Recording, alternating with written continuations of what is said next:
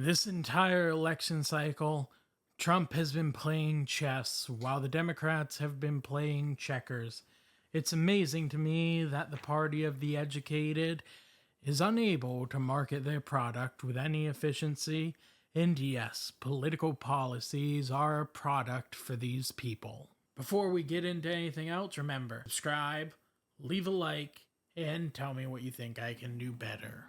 Donald Trump is only appointing loyalists, which is much of what we expected. We remember how his last stint in office went. Many people went against him, who he had appointed to key positions, and this led to many problems in his presidency. I'm not sure that we can actually blame him for this. I think his most controversial pick, his nominee for the Attorney General, Matt Gaetz, has dropped out, and in turn, he has nominated Pam Bondi, the Attorney General from Florida. I think this is a smart move. It is very unlikely that Gaetz would have been appointed and would have received confirmation from the Senate. Gaetz was of questionable moral character. The question is, did Donald Trump do this to throw a ratchet in the ideas of the Democrats? They've been making videos and preparing attacks on Matt Gaetz just for him to be swapped out. And what will it look like if they continue to attack the new appointees when compared to the problems that Gaetz had had? He has nominated everyone he said he would, from Elon Musk and Vivek Ramaswamy, which they have a newly formed Doge caucus, which is to establish the department.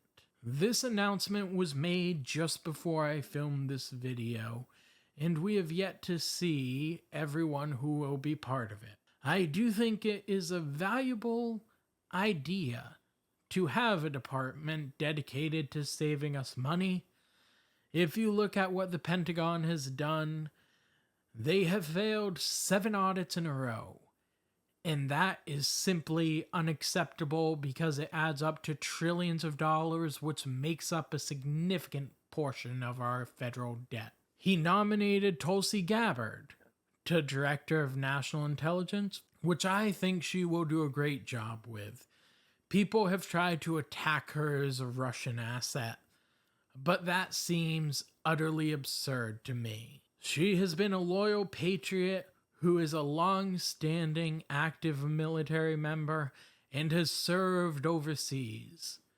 This is much more than can be said about the loyalty of many of the other nominees from either parties. Next up is Pete Hegseth, who, as we know, is a news reporter for the weekend Fox and Friends segment.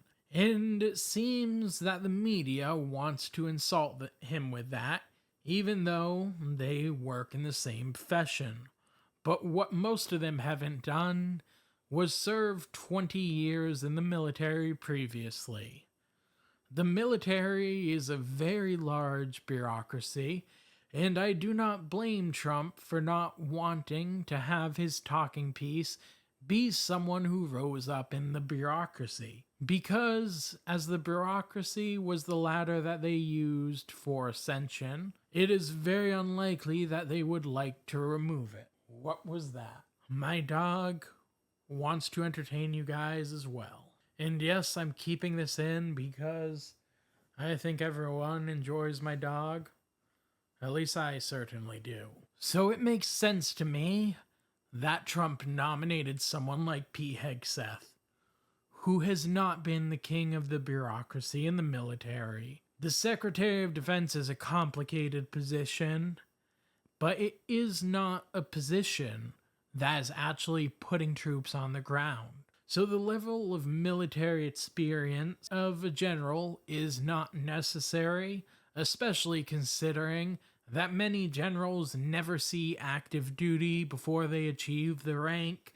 Generals tend to be much more academics. than their fellow soldiers. I truly believe all these different appointments are to make the Democrats seem more extreme when they try to deny them. It would not be good for any Republican's career for them to vote against any of Trump's nominees. If Republicans do deny Trump's nominees, he will likely endorse a different candidate for the next run in their district, and they will likely lose. I will find it very strange if Tulsi Gabbard and Robert F. Kennedy Jr.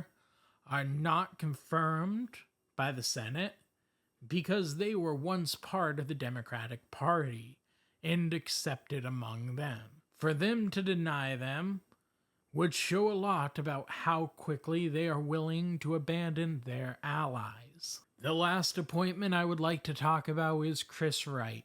Chris Wright is the CEO of Liberty Energy. Chris Wright has been appointed to the Department of Energy. I find it an incredible conflict of interest that an active CEO of an energy company that specializes in fracking is going to be the head of Department of Energy. As soon as I heard this, I bought stock in it. Because this is all one big corruption scandal in the making. Liberty Energy has spiked 14% in the 5 days since he was nominated to the position. And this brings me to another point.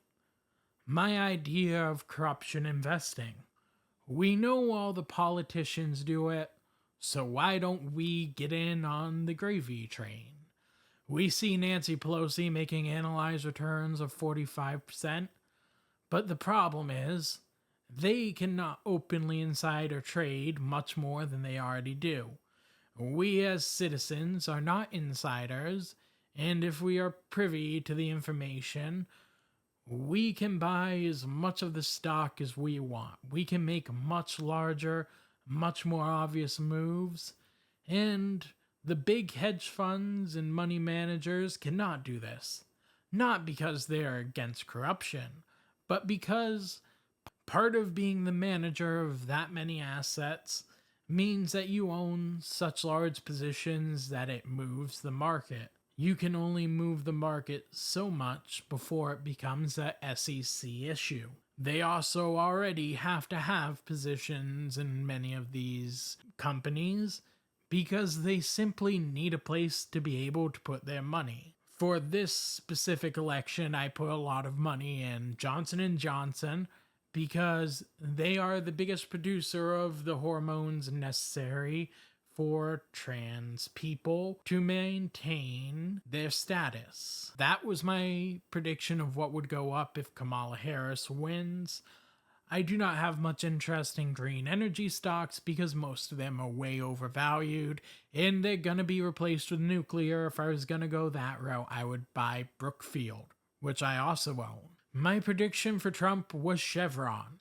Chevron is one of the largest producers of liquid natural gas in America.